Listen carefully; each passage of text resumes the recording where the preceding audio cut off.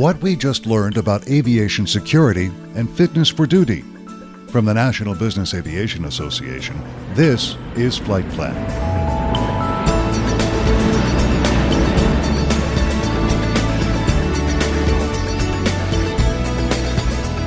I'm Pete Combs with your trusted source for business aviation news.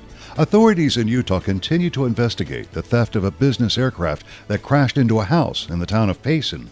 The aircraft belonged to the company the pilot flying it worked for.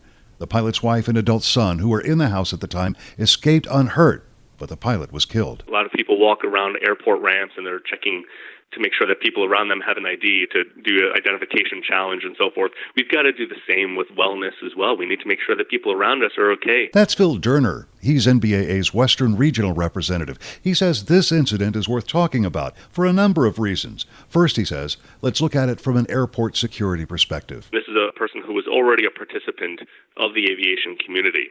This person had already undergone a series of checks, and there were many initiatives that are and have been in place for quite a few years that are intended to keep incidents from happening. And there have been many incidents that have been prevented through these measures. The reality is that it's so much safer than people realize.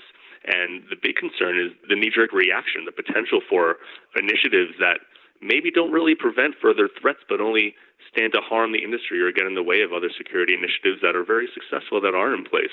These days, there's the Airport Watch program that encourages pilots at airports and any participant in aviation to report suspicious activity to toll-free numbers or just to keep an eye out. Phil mentioned the Airport Watch program. That's one of several aviation security initiatives, and you'll find a great summary on the web at nbaa.org/security. It's also important to remember how many hundreds of thousands of aviation professionals are out there operating safely, operating securely, and how many flight operations there are safe and successful every single day. So even though we happen to have two incidents, the industry is incredibly safe. When you look at the massive scale of aircraft operations that we have here in the United States and abroad, it's quite impressive. We really stand at a pinnacle of aviation safety, unlike we've ever seen before. There are strong indications that the Utah pilot we mentioned a moment ago was emotionally compromised by family issues. Phil says that's a signal to consider fitness for duty, yours or a colleague's. We hear about fitness for duty, and a lot of people think that fit for duty is just about pilots and that it's just about fatigue. It really applies to all roles involved with the safe operation of an aircraft or an airport, including those that prepare flights. And it's about helping each other to assess your colleague's level of wellness.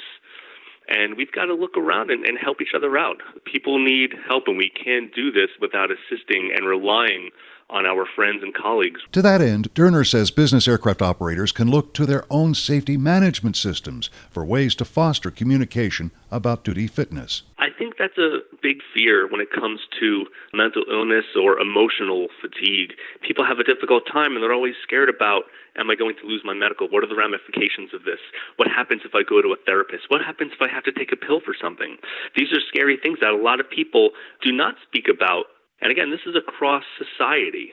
This is not exclusive to aviation or any one industry. And that is a good, healthy safety culture. So it all comes back to that. People need to be comfortable enough to be able to step forward and say, hey, I need help. And pride is part of that too, but those stigmas need to be attacked. Phil says, as unfortunate as this incident was, it is something everyone in business aviation can learn from. You don't necessarily need an incident to take place to kind of do a self-evaluation about how you want to handle every aspect of your operation, and that includes security. We don't know what's going to be coming in the future in terms of changes to initiatives or modifications to that, but I think reevaluating and taking something at a new glance from an outside perspective is vital. You've got to continue to do that. Complacency is one of the biggest threats to a healthy safety culture. Fitness for duty is one of the foundations for safety, identified by the NBAA Safety Committee, which puts out an annual list of top safety focus areas.